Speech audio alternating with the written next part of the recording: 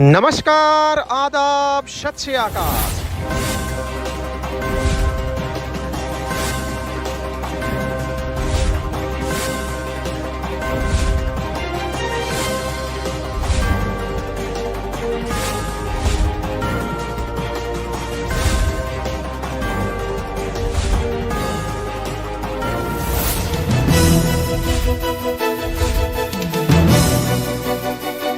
आप हैं मेरे साथ में एक ऐसे सेशन पर चर्चा करने के लिए जो कि आपके ज्योग्राफी के पॉइंट ऑफ व्यू से बेहद इंपॉर्टेंट है और दुनिया को समझने में तो बहुत योगदान देगा ही।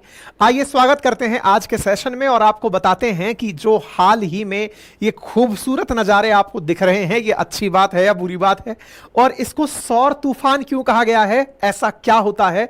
तूफान में तो हम हवाओं का बवंडर बनते हुए देखते हैं, क्या सोलर का बवंडर बन गया है क्या? जबरदस्त जानकारी है आज के सेशन में, गजब आनंद आने वाला है। थोड़ी सी साइंस भी इसमें आज सीखेंगे तो मजा कुछ नेक्स्ट लेवल का होगा। मेरे प्यारे साथियों, सामान्य दिनों में हमें आसमान कुछ नीला और क्षैतिज के नजदीक कुछ पीला दिखाई पड़ता है।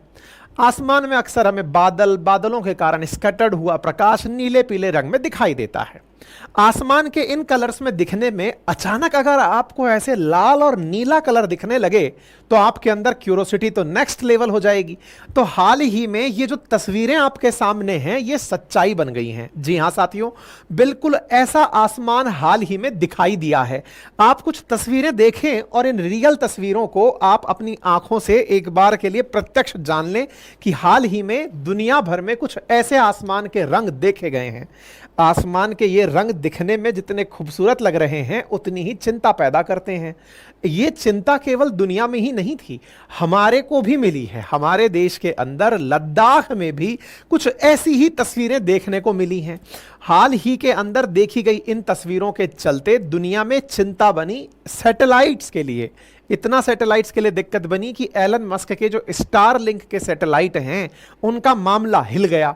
क्या है ये पूरी कहानी, किस तरह से ये आसमान का रंग होता है नीला पीला लाल, आज के सेशन में हम विस्तार पूर्वक समझने वाले हैं। आपसे गुजारिश है कि सेशन को साझा कर दें, और हां, आप अगर करंट की खबरें इधर उधर खोजते हुए पढ़ते हुए लगे रहते हैं तो एक क्वेश्चन का जवाब दे दें। आपको पोल में एक ऑप्शन क्रिएट करवाया जा रहा है, बताइए पुतिन ने हाल ही में किसे प्राइम मिनिस्टर ऑफ रशिया नियुक्त किया है। कमेंट में आपके सामने पोल क्रिएट किया हुआ है, जाकर जवाब दे दीजिए। जब तक आप जवाब देंगे सूचनाएं सुन लीजिए। हमारे चैनल पर आप लोग बहुत दिनों से हमारी खबरें सुन रहे हैं, उसके बावजूद भी आधे से ज्यादा लोग ऐसे हैं जिन्होंने चैनल सब्सक्राइब नहीं किया हुआ है। सब्सक्राइब कर लीजिए, क्योंकि आपको अपनी पाठशाला पर अब रोजाना के करंट अफेयर्स का डिटेल विश्लेषण, जिसे रियल न्यूज एंड एनालिसिस कहा जाता है, वो मिलने जा रहा है। और इसी हफ्ते आपको इसकी क्लासेस का टाइमिंग भी अनाउंस हो जाएगा। ये एक ऐसा विश्लेषणात्मक सेशन है जिसकी तमाम विद्यार्थी जो यूपीएससी और स्टेट पीसीएस जैसे सीडीएस एनडीए जैसे एग्जाम्स की तैयारी करने वाले विद्यार्थी हैं, उनके भीतर इस पर्टिकुलर सेशन की बहुत बड़ी डिमांड रहती है, क्योंकि इसमें हम बिल्कुल बाल की खाल निकाल कर आप लोगों तक लेकर आते हैं। समय अभाव में बीच बीच में हमने इसे रोका है, लेकिन असल मायने में अपनी पाठशाला थी आरएनए के लिए ही। यही कारण है कि हमारे सेशंस पर आरएनए लगा आता है। ये काम हम शुरू करने जा रहे हैं।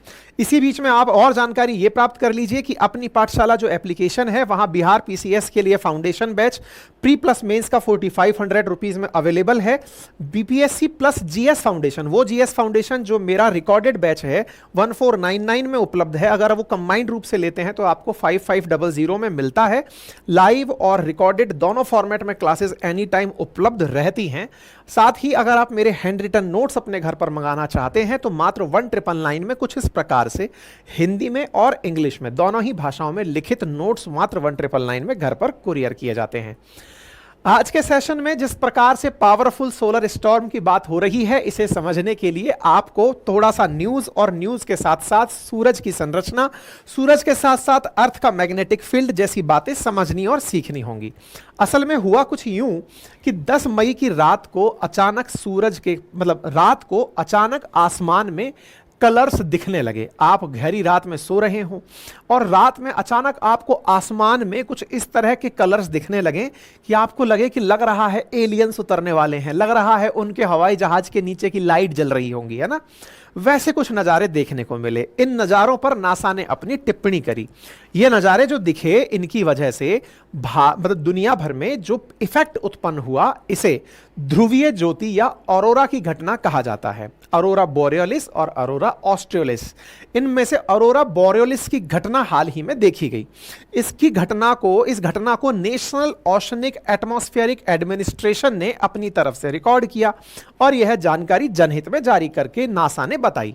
नासा ने जो बात बताई उसे हमारे भारत का जो इंडियन एस्ट्रोनॉमिकल ऑब्जर्वेटरी लगी हुई है हेनले के अंदर, कहां लगी हुई है, लद्दाख के अंदर, वहां पर भी वो रिपोर्ट किया गया। मैं आपको यह दिखा दूं, इस इंडियन एस्ट्रोनॉमिकल ऑब्जर्वेटरी हेनले में भी कुछ इस प्रकार का ऑब्जर्वेशन किया गया। अगर आप टाइमिंग देखें तो 10 तारीख की रात को, यानी शुक्रवार की रात को निकलते ही 11 तारीख रात 12 बजे बात शुरू होती है।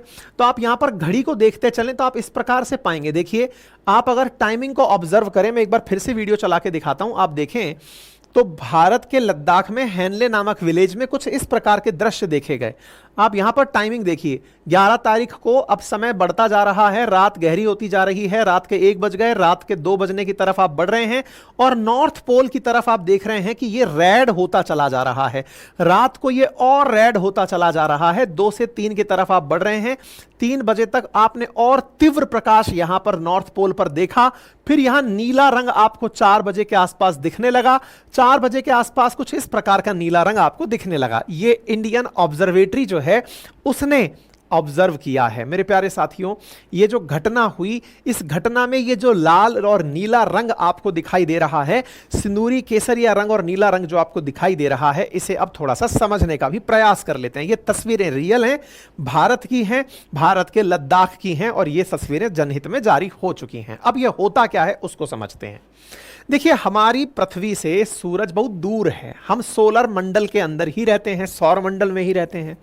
और सूरज में रोशनी का कारण क्या है? अच्छा, एक बेसिक कंसेप्ट तो आप सब जानते होंगे कि सूरज मंडल में या सौर मंडल में अर्थ, मार्स, ये वीनस, ये सब प्लेनेट हैं।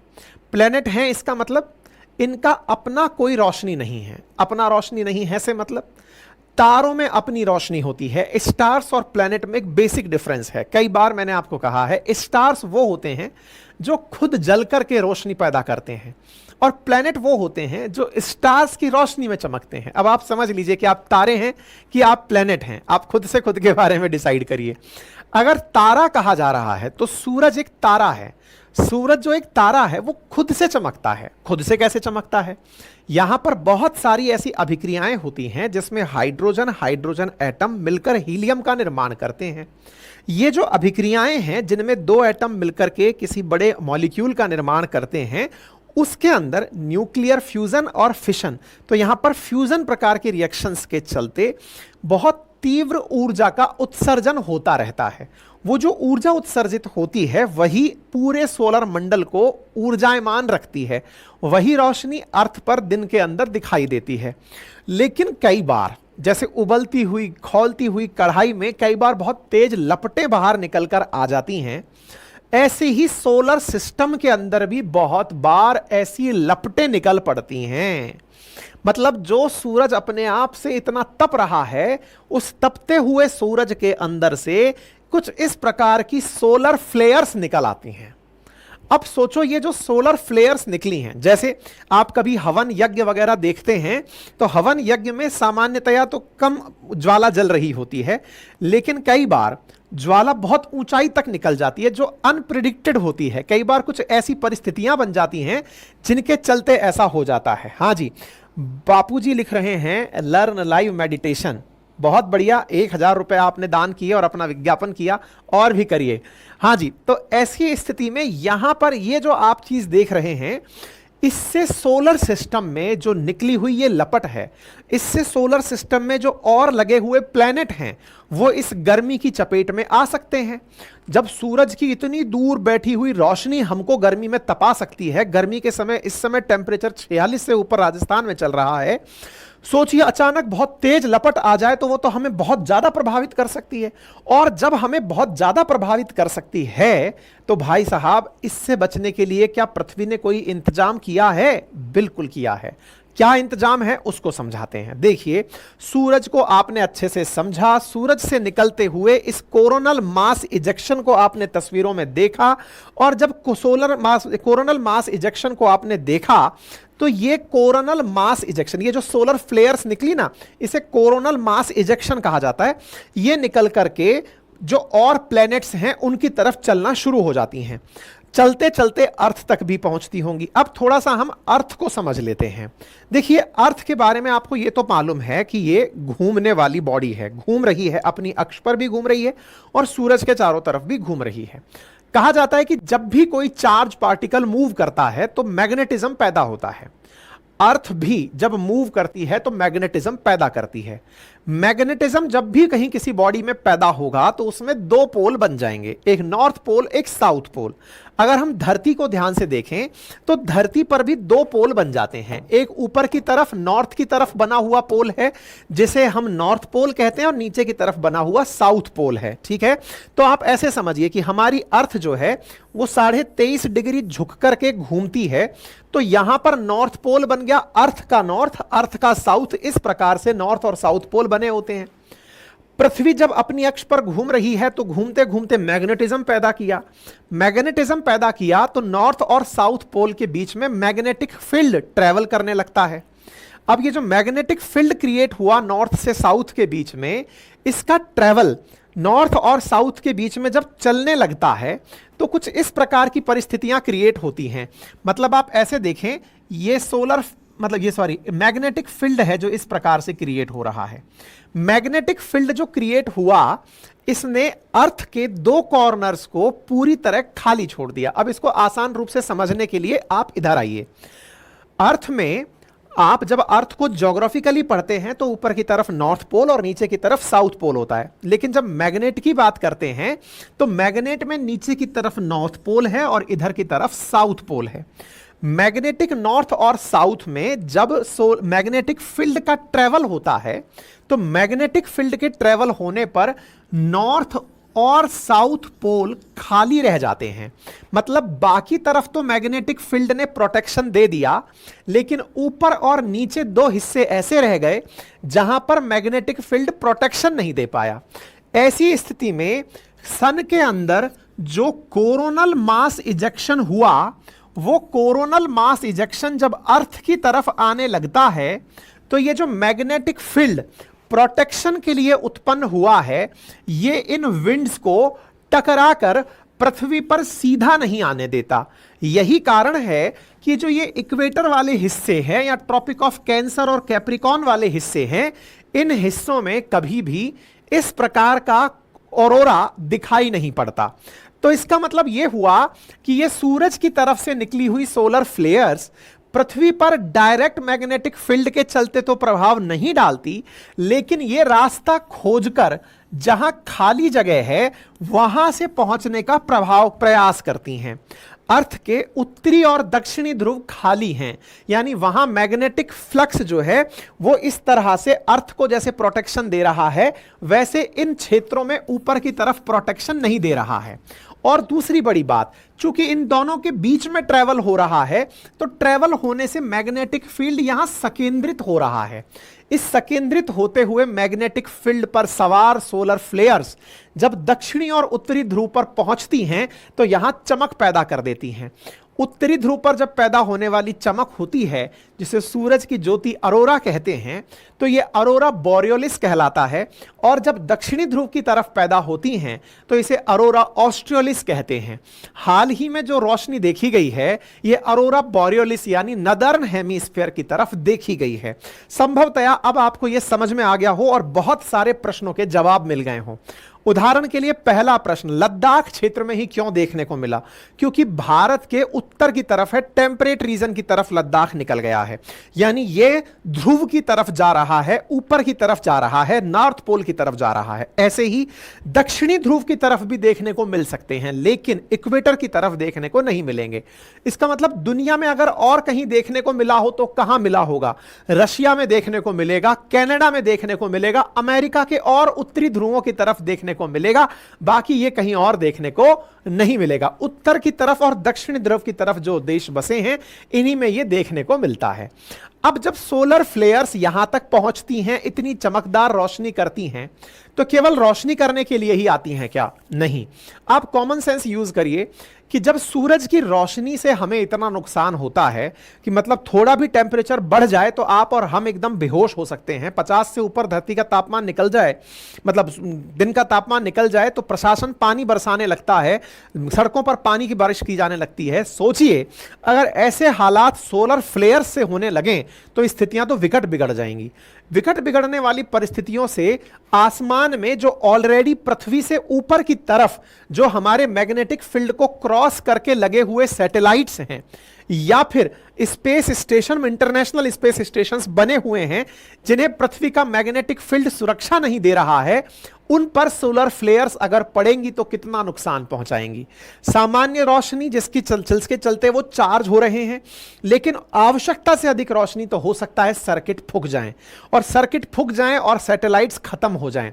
आसमान में उड़ते हुए हवाई जहाज जो मैग्नेटिक सिग्नल्स पर काम करते हैं, इलेक्ट्रोमैग्नेटिक वेव के कारण जो सिग्नल्स प्राप्त हो रहे हैं, जिनके चलते वो रेडिएशंस के चलते वो जानकारी प्राप्त कर रहे हैं, अगर उनके कम्युनिकेशन को ये सोलर फ्लेयर्स प्रभावित कर दें तो विचार करिए कितनी सारी फ्लाइट्स अपना रास्ता भूल जाएंगी। विचार करिए कितने सारे सैटेलाइट्स का कम्युनिकेशन खराब हो जाएगा। बहुत सी सैटेलाइट्स के चलते ही हवाई जहाज प्रॉपरली आसमान में उड़ते हैं, क्योंकि धरती पर बने हुए जो स्टेशंस हैं वो समुद्र में तो होते नहीं है, तो समुद्र में वाया सैटेलाइट जो हवाई जहाज है वो कम्युनिकेशन करते हैं, और अगर सैटेलाइट का कम्युनिकेशन हिल जाए तो सोचिए क्या हो।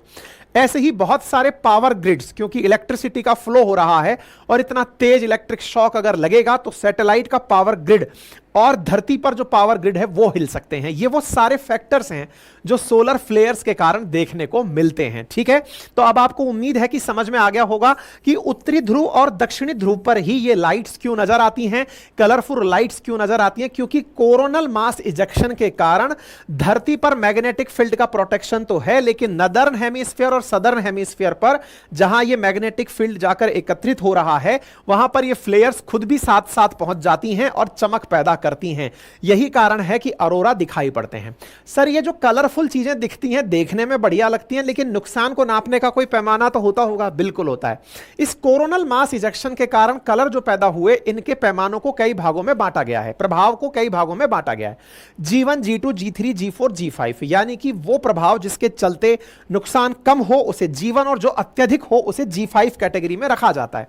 तो मेरे प्यारे साथियों, G5 कैटेगरी का ही अभी मास इजेक्शन देखा गया है। G5 जो एक्सट्रीम कैटेगरी है, जिसमें ब्लैकआउट और कंप्लीट कोलैप्स और पावर ग्रिड देखने को मिल सकता है, नेविगेशन सिस्टम सफर कर सकता है, और साथ में अमेरिका के कई और निचले हिस्सों की तरफ इसको दूर से देखा जा सकता है।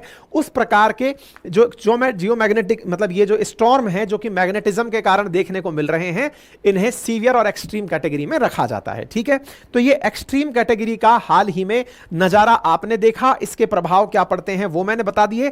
साथ में अंतरराष्ट्रीय स्तर पर जो इंटरनेशनल स्पेस स्टेशन जो बना हुआ है अंतरिक्ष में, वहां पर एस्ट्रोनॉट से कहा कि सब लोग अंदर रहना, इसके चलते दिक्कत खड़ी हो सकती है।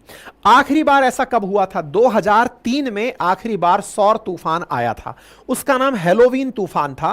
कहा जाता है दुनिया में जब ये वाला जब तूफान आया था, तब दक्षिण अफ्रीका के अंदर, दक्षिण की तरफ है ना, दक्षिणी ध्रुव की तरफ, तो वहां दक्षिण अफ्रीकी ग्रिड ठप पड़ गए थे। साथ ही साथ दुनिया का सबसे शक्तिशाली तूफान के बारे में कहा जाता है कि 1859 में आया था, जिस समय पर तूफान के कारण जो टेलीग्राफ की लाइनें थी वो पूरी तरह खराब हो गई थी। टेलीग्राफ की लाइनों में आग लग गई थी। ठीक है, एलन मस्क के सैटेलाइट्स को भी प्रभाव देखने को मिला है। उन्होंने अपने ट्वीट में यह जानकारी दी है, major geomagnetic solar storm happening right now, biggest in long time, Starlink satellite are under a lot of pressure but holding up so far. ठीक है, तो यहां पर इन्होंने इस बारे में जानकारी दे दी। उम्मीद है कि आप सभी साथियों को यह जानकारी पसंद आई होगी। सभी साथियों के साथ इस जानकारी को साझा करें। चैनल पर नए हैं तो चैनल को सब्सक्राइब कर लें, और हां,